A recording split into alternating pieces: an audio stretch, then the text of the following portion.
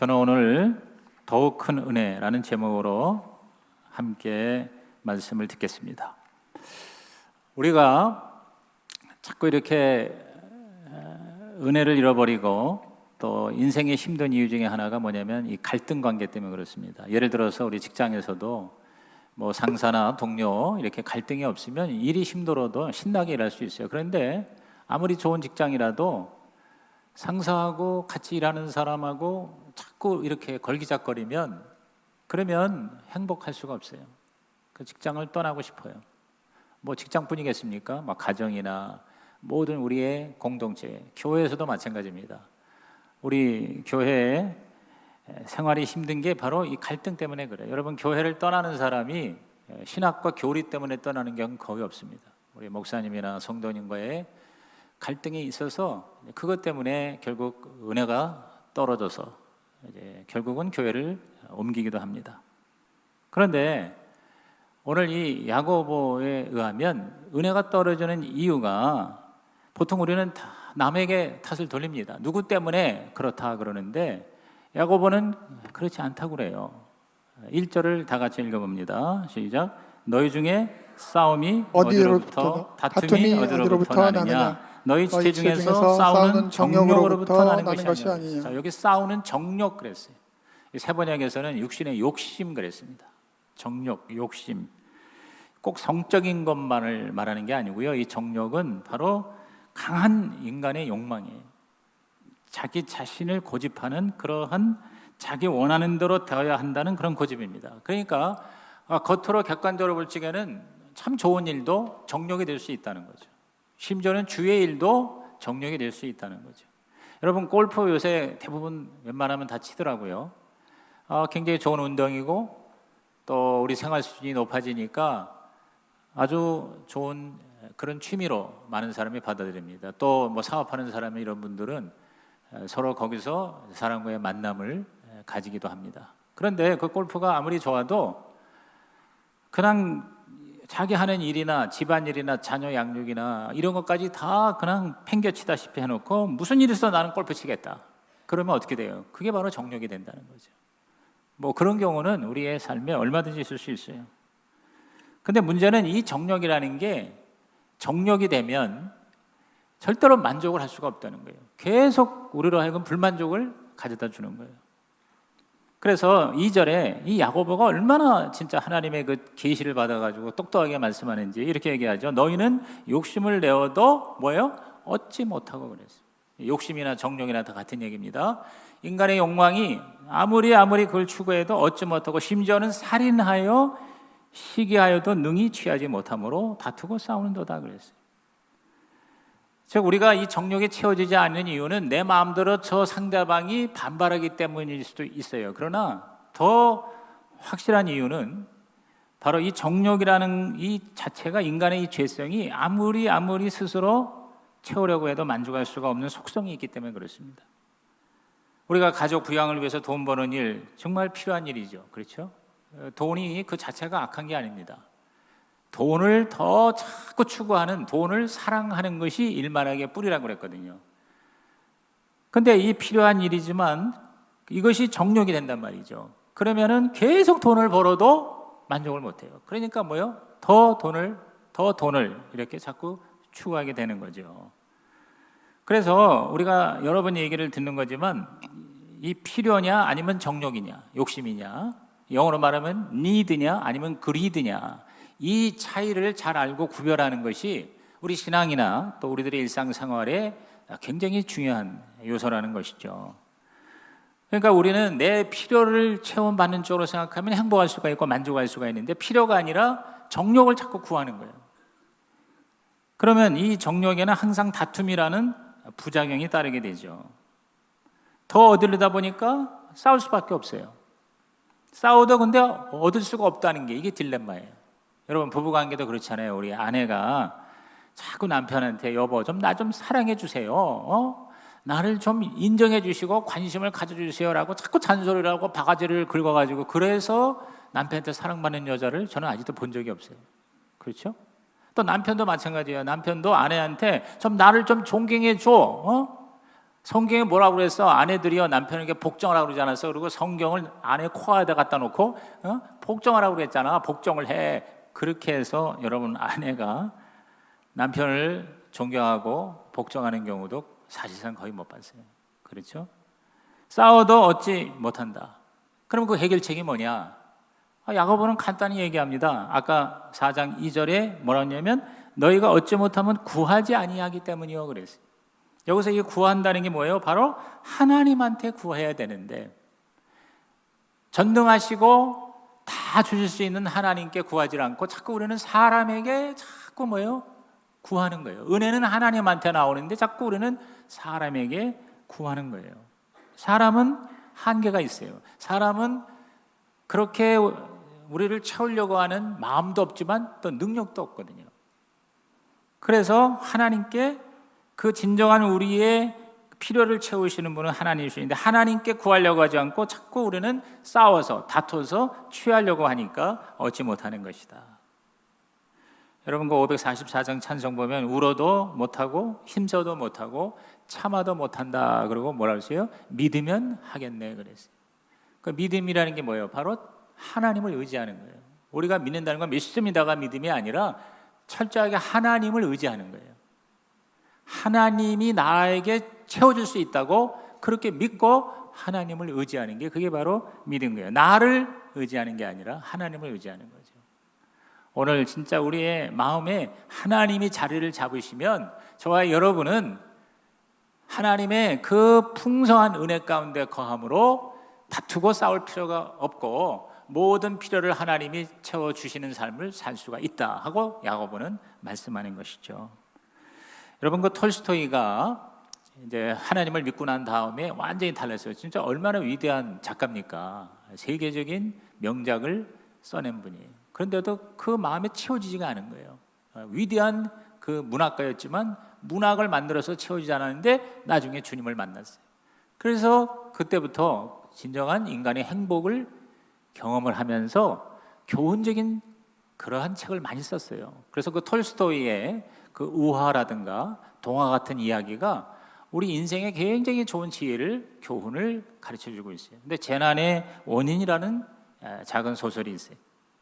동화 같은 얘기인데 담장을 사이에 두고 앞집, 뒷집 이렇게 있었어요. 그런데 어느 날 이 앞집에 닭이 이제 알을 잘라는 닭인데 뒷집으로 넘어간 거예요. 넘어가서 거기서 꼬꼬댁 그랬어요. 그리고 꼬꼬댁 하는 소리는 알을 낳았다는 소리거든요. 여기 앞집에서 이걸 잘 알거든. 그러니까 저쪽에 뒷집에 가서 꼬꼬댁 하니까 알 낳네 그래가지고 그 앞집의 아들이 그 뒷집의 아들 보고 야 우리 닭이 거기 가서 알 낳아서 계란 좀 갖고 와 그랬더니 없어 그러는 거예요. 그래가지고 이 아이들끼리 싸운 거예요.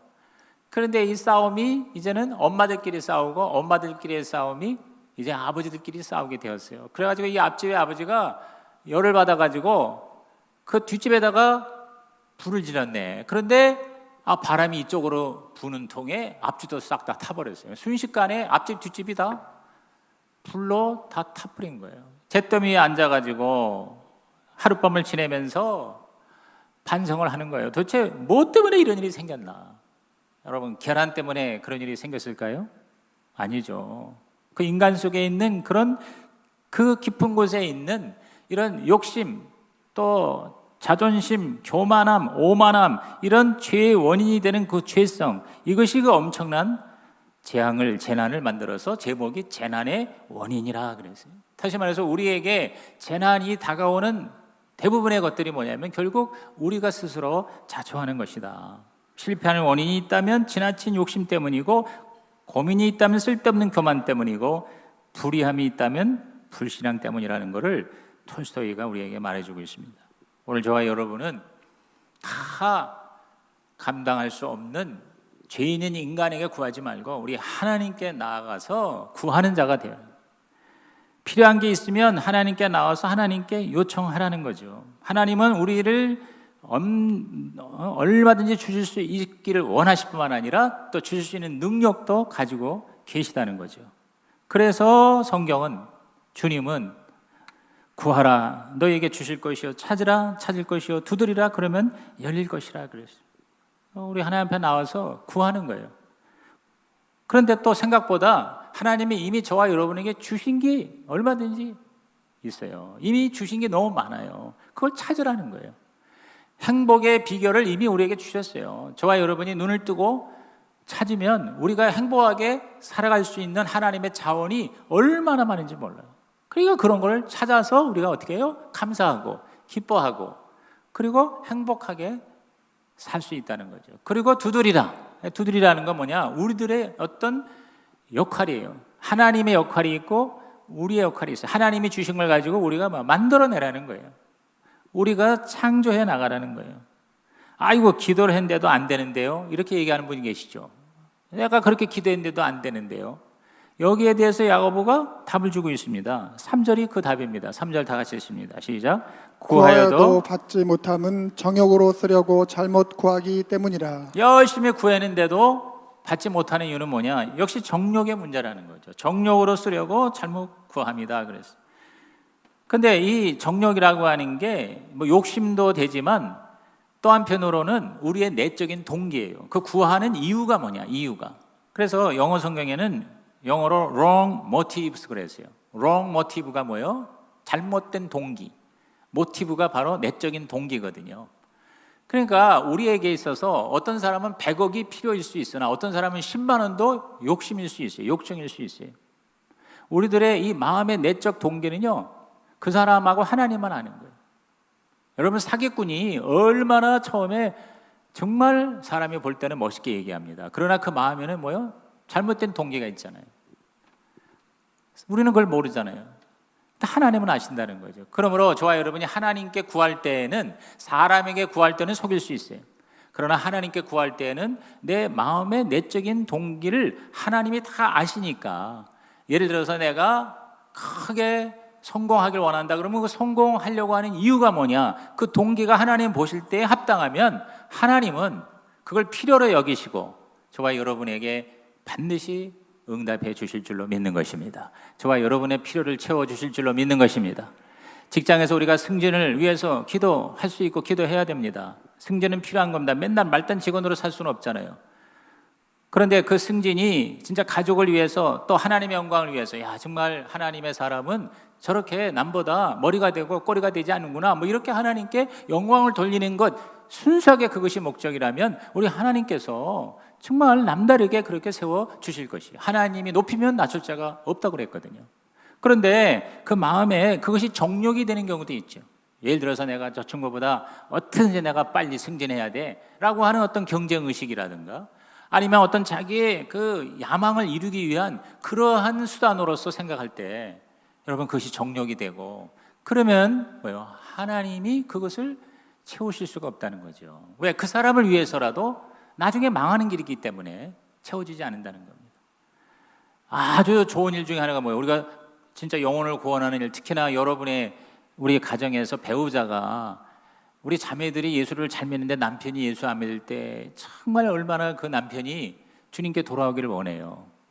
그런데 그게 정말 그 남편 영혼을 불쌍히 여기는 마음으로 그렇게 다가가서 기도하면서 복음을 전하는 경우가 아니고, 뭔가 내가 내 남편을 교회 같이 오게 해서 같이 예배 드림으로 다른 사람 볼 때도 좀 괜찮게 보이고, 또 남편이 예수 믿고 교회 나오면은 자기한테 잘해주지 않을까, 뭐 이런 어떤 순수하지 못한 그런 동기가 만약에 앞서 있다면, 그러면 그 자체가 힘들어진다는 거죠. 딜레마에 빠진다는 거죠. 세상적인 방법으로 어떤 그 정욕을 추구하는 삶의 자세로 추구하는 사람들에게 별명을 야고보는 참 재미있게 지어주고 있어요. 그것이 4절에 나옵니다. 우리 4절에 야고보가 이런 사람에 대해서 두 가지로 얘기합니다. 다 같이 읽어봅니다. 가늠한 여인들아, 세상과 벗된 것이 하나님과 원수됨을 알지 못하느냐? 그런즉 누구든지 세상과 벗이 되고자 하는 자는 스스로 하나님과 원수되는 것이니라. 여기 보니까 첫째 가늠한 여인이라고 그럽니다. 여러분, 부부가 서로의 필요를 체험받기 위해서 서로 이제 결혼이라는 관계를 가지고 있어요. 그럼 아내는 필요한 걸 남편한테 받고 남편은 아내로부터 받아야죠. 그런데 아내가 자기 남편한테 너무 외로우면 그 외로움을 남편을 통해서 그것을 채워야 되는데 옛날 사귀던 남자친구를 찾아간단 말이에요. 왜? 더 말이 잘 통하는 것 같거든. 아니면 남편 친구가 있는데 딱 보니까 굉장히 이해심도 있고 자기 남편보다 훨씬 더 잘 받아들일 수 있을 것 같아. 그래가지고 남편하고 같이 의논해야 할 일을 그 남편 친구에게 전화를 하거나 찾아가서 만나서 내가 사실 이렇게 고민이 있다고 그러면서 그렇게 만약에 찾아간다. 그러면 비록 성적인 접촉을 하지 않았더라도 바로 간음하는 모습이 된다 이거죠.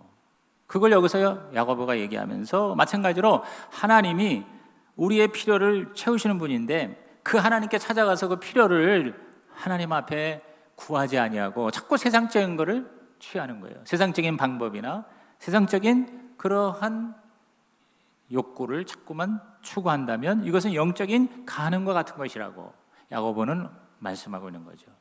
또 두 번째의 별명이 뭡니까? 세상과 벗이 되고자 하는 스스로 하나님과 원수되는 자라고 그랬어요. 하나님과 원수된다 그랬습니다. 그러니까 세상 너무 좋아해. 예수를 믿긴 믿는데 오히려 세상적인 것을 더 추구한다. 그러면 세상하고 친구가 되는데 그렇다면 하나님과는 원수가 된다. 여러분 일제시대 때 우리 독립투사들의 가장 미워하는 원수가 바로 누구냐면 일본 사람이 아니라 일본 사람이 앞잡이에요. 일본 경찰이 있는데 거기에 한국 헌병이 그 일본 순사를 도와서 막 그 독립운동하는 사람을 색출을 하는데 한국 사람이니까 더 잘 알잖아요. 그러면 이 독립투사들에게서 제일 원수가 뭐냐면 바로 그 한국 사람이에요. 오늘 우리가 하나님의 사람인데 세상을 자꾸만 기웃거리면 결국 하나님과 원수가 된다. 우리가 이렇게 이해를 하라는 것을 우리 오늘 야고보가 우리에게 말합니다. 여러분 이 세상의 모든 사고는 하나님 배제되고 하나님 없는 모든 사고는 다 인본주의예요. 인본주의. 인간의 문제가 뭡니까? 하나님을 제끼고 하나님을 의지하지 아니하고 하나님을 인정하지 아니하고 그냥 내가 내 인생을 스스로 살아가고 해결하겠다라고 하는 인간 주체 사상이에요. 인간 주체 사상. 하나님을 무시하고 하나님을 인정하지 아니하고 세상의 사상에 동조하는 것, 이건 하나님과 원수가 되는 것이다.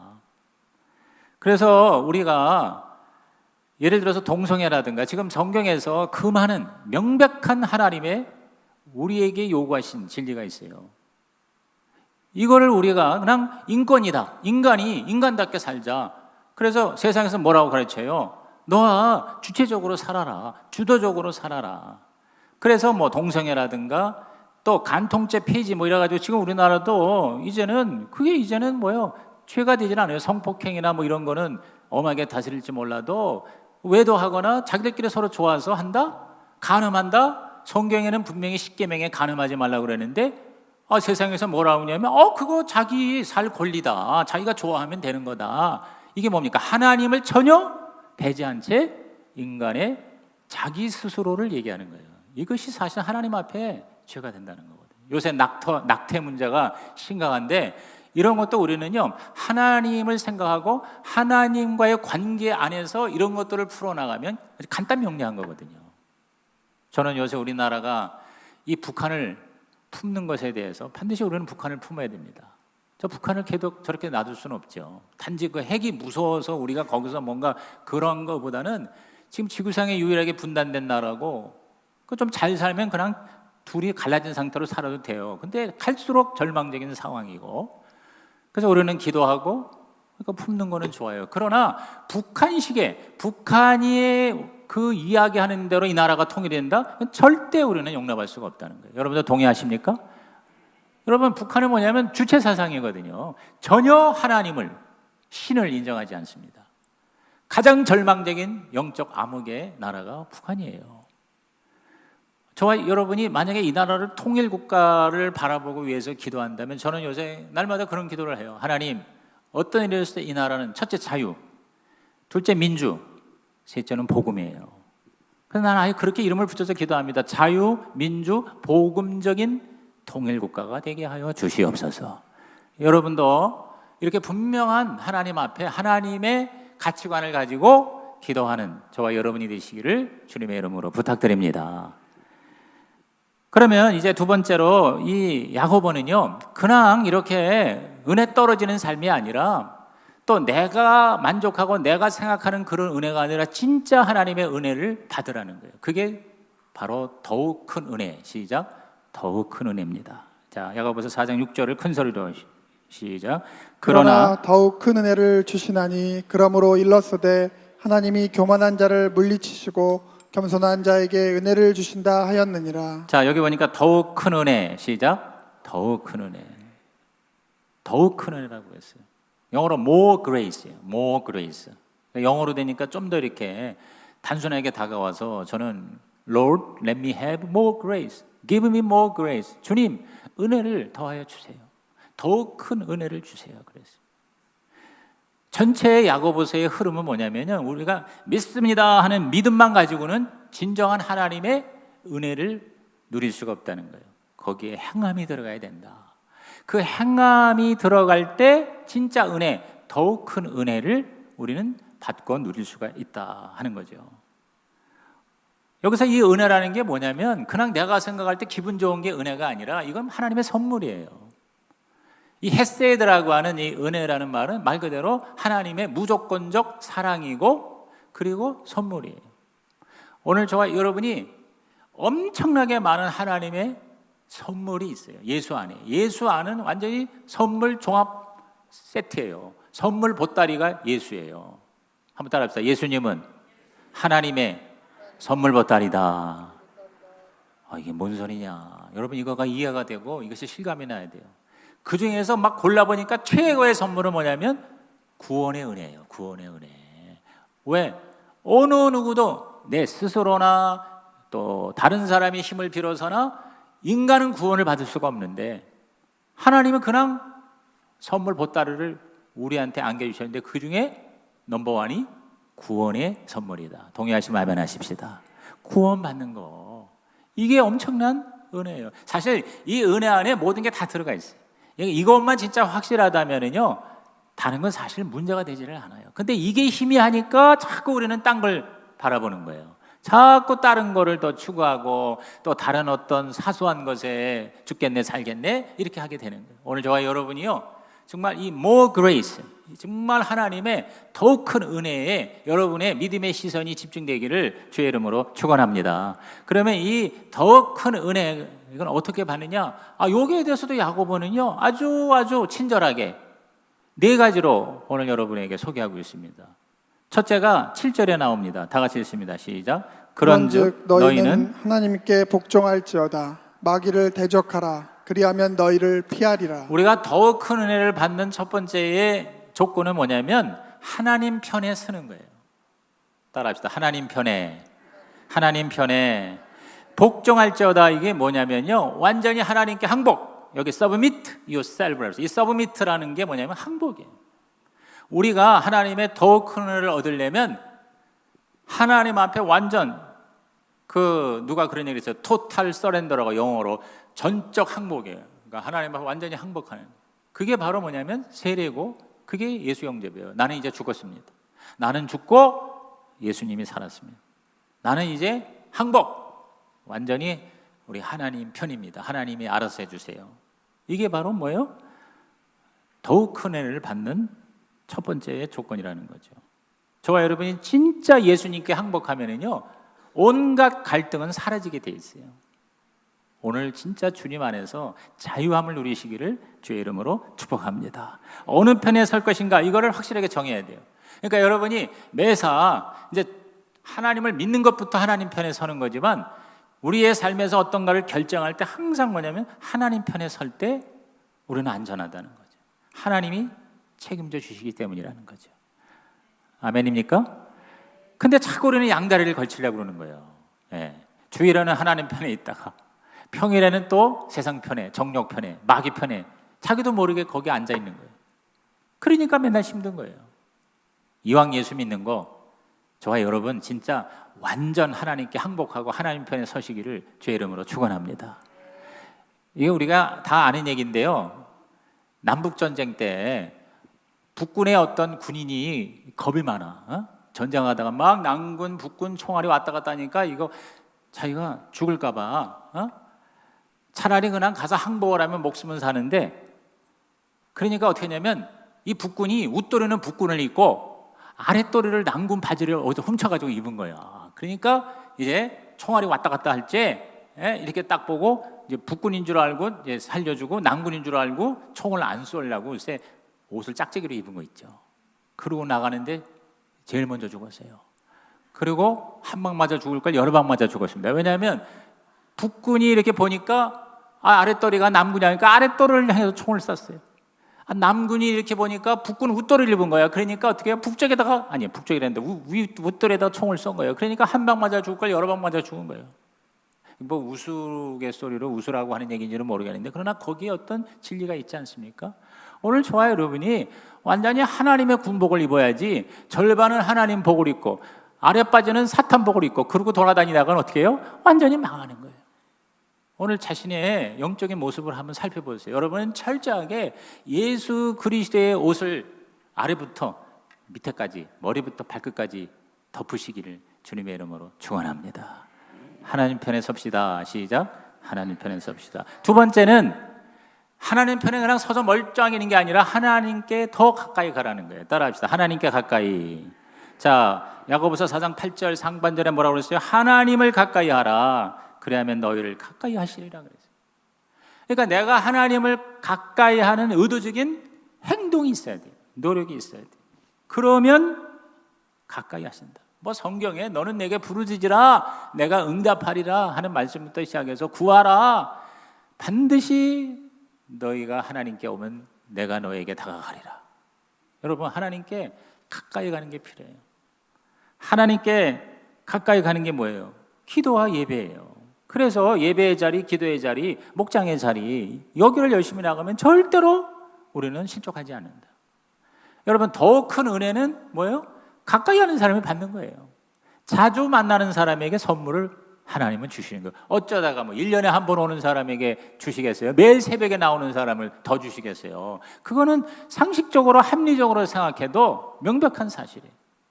여러분이요, 우리 자녀나 손주가 그냥 막 이렇게 가까이 오고 그러면 할아버지 할머니하고 막 달려오면 그냥 더 빨리 달려가서 넘어질까 봐 끌어안고 뽀뽀해주고 맛있는 거 사주고 더 많이 줘요. 얘가 원하는 것보다 더 주려고 그러잖아요. 막 이렇게 빼고 말이에요. 우리 첫째 딸아이는 그냥 할아버지 할아버지 할아버지 하고 전화하는데 둘째 딸아이는 이렇게 나를 째려보고 이게 누구냐. 지금 벌써 몇 년이 지났는데도 걔는 그래서 내가 그냥 좋게 얘기해서 너는 철학자구나. 내가 그랬어. 깊이 생각을 해요. 이 사람이 누구냐. 할아버지 하고 이렇게 달려들 그러한 가까이 하면 더 줄 텐데 이렇게 빼고 있다 이 말이에요. 오늘 여러분이요 이왕 우리 하나님께 예배를 드리면 좀 가까이 오세요. 가까이 앞자리에 앉아 뒷자리에 앉지 마시고 내가 거듭 얘기하잖아요. 은혜 받으려면 앞자리에 앉아야 돼요. 그리고 뭐예요? 그냥 이렇게 적당히 이렇게 예배 참석하지 말고 막 달려와야 돼. 좀 일찍 오셔야 돼요. 한 10분 15분 일찍 와서 우리 찬양팀에 좀 찬양할 때도 막 이렇게 내가 이렇게 열정을 보면 하나님은 2배 3배. 우리 예수 영접 오늘도 하나님의 예수 영접에서 제가 얘기하는 게 뭐냐면 계시록 3장 20절에 볼지어다 내가 문 밖에서 두드러니 내 음성을 듣고 문을 열면 내가 들어가 그와 더불어 먹고 그는 나와 더불어 먹으리라 그랬거든요. 그런데 여러분 우리가 예수님을 이렇게 영접하려고 하는 그런 의지보다도 예수님이 우리 안에 들어오려고 하는 의지가 몇 배 더 세요. 그만큼 하나님은요 우리가 방향만 틀어도 하나님은 우리 가운데 달려오신다는 거예요. 여러분 하나님을 가까이 하는 것이 최고의 살 길이고 최고의 성공이고 최고의 행복이고 그리고 더욱 큰 은혜를 받는 비결이 되는 줄 믿으시기 바랍니다. 그래서 야고보서 1장 5절에도 누구든지 지혜가 부족하거든 꾸짖지 않으시 하나님께 구하라. 그러면서 이 구하라는 말을 계속 얘기하는 거예요. 그리고 이제 야고보서 마지막 부분도 보면은 결국 그거예요. 우리가 이 행함이라고 하는 게 율법적으로 무슨 어떤 법을 지키고 의무감을 가지고 한다기보다 뭐냐면 완전히 하나님하고 한편이 되고 하나님하고 하나가 되고 가까이 하라 이거예요. 그냥 말로만이 아니라 내 인격 전체가 총체적으로 하나님하고 하나가 되라.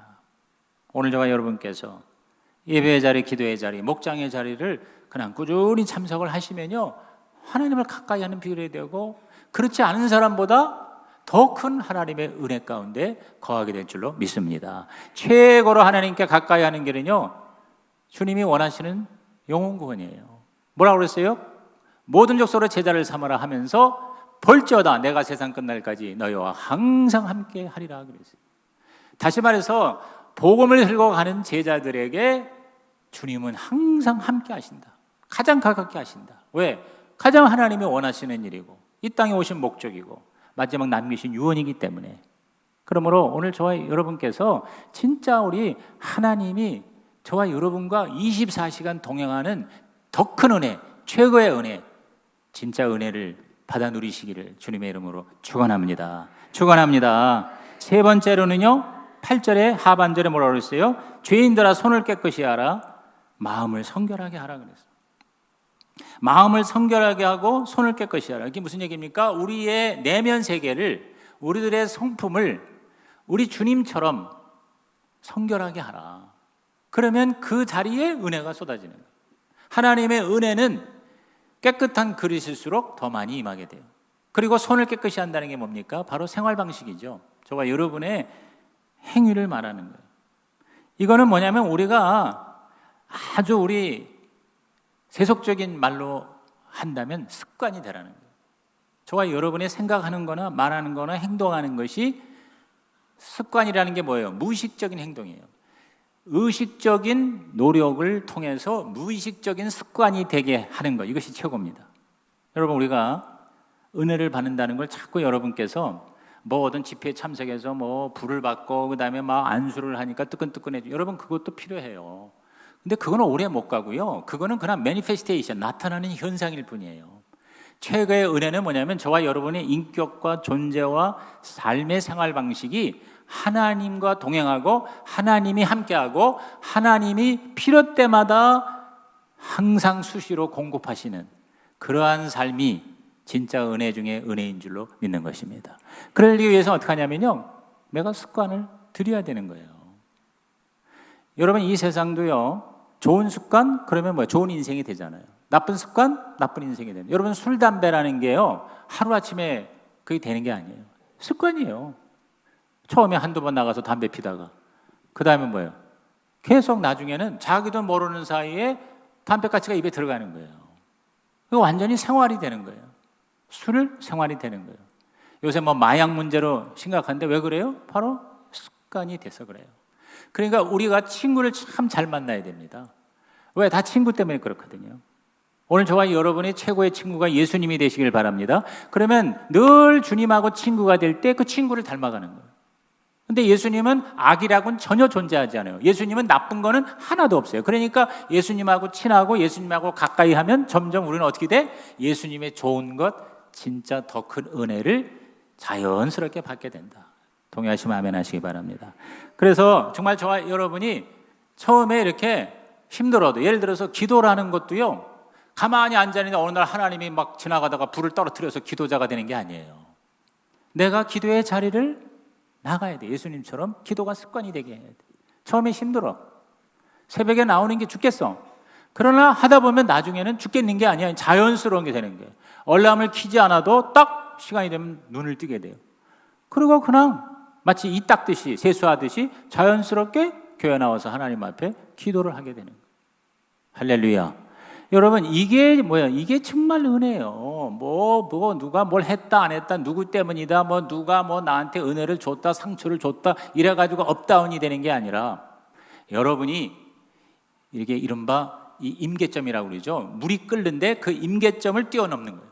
그때부터는 이제 생활 방식이에요. 그래서 신앙은 습관이고 생활 방식, 라이프 스타일. 따라합시다. 신앙은 습관이다. 습관이에요, 습관.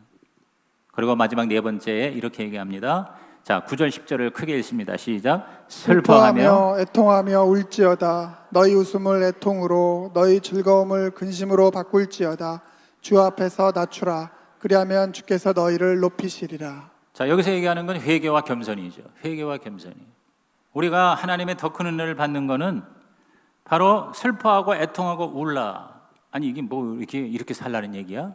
그런 의미가 아니죠. 여러분, 그냥 즐겁다, 행복하다가 은혜가 아니에요. 진짜 은혜는 뭐냐면 죄를 슬퍼할 줄 알아야 돼. 내가 잘못한 거를 하나님 앞에 애통해 할 줄 알아야 돼. 내 잘못이 아니더라도 다른 사람의 저 잘못된 거를 보고 내가 같이 울어줄 수 있고, 이 나라가 잘못 가고 있는 거를 새벽마다 여러분 울면서 기도하는 사람이 있어요. 여러분 그 은혜를 누가 감당하겠어요? 나라와 민족이 잘못되는 거를 그거를 애통해 하면서 예레미야처럼 여러분 눈물을 흘릴 수 있는 그러한 사람이 그냥 일반 사람 교회 그저 와서 예배 한번 드리고 가고 그걸 다 은혜로 알고, 여러분 그거하고는 차원이 다른 거예요. 그러니까 내가 기분 좋다고 은혜가 되는 게 아닌데, 여러분이요 설교를 듣고 내가 은혜 받았다 못 받았다도 자기 방식, 자기 입장으로 생각하지 마세요. 그냥 내가 기분이 좋으면 은혜 받는 거예요. 내가 저 말씀 들으니까 나에게 뭔가 이렇게 찔리는 게 있어. 나 은혜 못 받았다고 그래요. 여러분 그건 은혜가 아닙니다. 은혜라는 거는 하나님이 여러분에게 정말 필요해서 주시는 게 은혜예요. 그러면 어떤 때는 내가 이것이 나한테 맞지 않아도 나를 위해서 하나님이 필요하기 때문에 우리를 건지기 위해서, 우리를 성장시키기 위해서 주시는 은혜가 있다면 그걸 내가 어떻게 해요? 받아들일 수 있어요. 그럼 겸손해야 되죠. 내가 판단할 문제가 아니에요. 그래서 어떠한 예배와 설교에도 은혜를 받을 수 있는 이런 전천후 더 큰 은혜, 오늘 저와 여러분의 모습이 되기를 주님의 이름으로 축원합니다. 물은 낮은 곳으로 흐른다. 이건 영적인 세계에서도 마찬가지인 것 같아요. 하나님의 은혜는 낮은 곳으로 흐릅니다. 저와 여러분이 내 그릇을 크게 하면 은혜가 커지는 거예요. 하나님은 다 누구에게나 풍성한 은혜를 주기를 원하시는데, 그런데 어떤 사람은 큰 은혜를 받는데 어떤 사람은 은혜를 못 받아요. 왜 그래요? 내 은혜를 받는 이 믿음의 그릇이 야고보가 말하는 생활 방식으로, 습관으로, 행함으로 이것이 딱 이렇게 아구가 맞아야 되는데, 이게 뭐냐면 믿음 따로 행동 따로예요. 믿습니다 하지만 행동은 믿음의 고백대로 살지를 않으면 사실상 진짜 은혜는 들어갈 틈이 없다는 것이죠. 오늘 야고보서가 내내 그 얘기를 하시는 것 같아요. 그러므로 여러분이 내 방식대로 은혜를 받겠다고 그러면은요, 여러분 끊임없이 여러분은 업다운을 할 수밖에 없어요. 어거스틴이 여러분 잘 아는 대로 위대한 성자입니다. 성인이에요. 그러나 그는 젊었을 때 팡탕했어요. 그리고 얼마나 고집이 세는지 몰라. 아주 그냥 죄의 상징이었어요. 그러니까 그 어머니 모니카가 눈물로 기도를 합니다. 근데 이 어거스틴이요 이태리를 가겠다는 거예요. 그러니까 어머니가 거기 갔다간 완전히 이제 인생 망치는 거예요. 그래서 하나님 앞에 금식하며 눈물로 밤새도록 우리 어거스틴이 제발 이태리는 가지 말게 해주세요. 그런데 엄마의 기도에 관계없이 그냥 갔어. 그래 밤새도록 기도하다 보니까 소식 들으니 갔다는 거예요. 그런데 놀라운 사실은 이태리에 딱 도착하자마자 이 어거스틴이 누구를 만나냐, 암브로스라고 하는 경건한 사람을 만났어요. 그 암브로스를 만나고 예수님을 영접했어요. 그러면서 그 인생이 180도 달라지는 거예요. 고백하고 자백하고 회개하면서 자신의 죄를 발견한 거예요. 그래서 세인트 어거스틴이 됐어요. 나중에 어거스틴이 자기 글에서 이런 얘기를 했어요. 하나님은 어머니의 기도대로 응답하시지는 않았지만, 하나님은 어머님의 기도대로 응답하시지 않았지만 어머니의 소원을 이루어 주셨습니다. 여러분, 어머니의 기도는 이태리로 가지 말게 해달라는 것이었어요. 기도는 응답 안 해주셨지만 어머니의 소원이 뭐예요? 어거스틴이 개과천선하는 거예요. 그런데 하나님은 어머니의 소원을 이루어 주셨다는 거죠. 오늘 저와 여러분이 하나님께 구하면 필요를 구하시되 어떤 방식으로 어떤 때에 그것을 하나님께서 응답하실 거에 대해서는 하나님께 맡기세요. 내 방식, 내 원하는 타임이 안 된다고 여러분께서 딜레마에 빠지지 마시라는 거예요. 우리 하나님의 방식대로, 시작, 하나님의 방식대로 은혜가 임하시기를 주의 이름으로 축복합니다. 하나님, 오늘 삼부 예배자들이 하나님의 방식대로 더욱 큰 은혜를 받게 하여 주시옵소서. 예수님의 이름으로 기도하옵나이다. 아멘.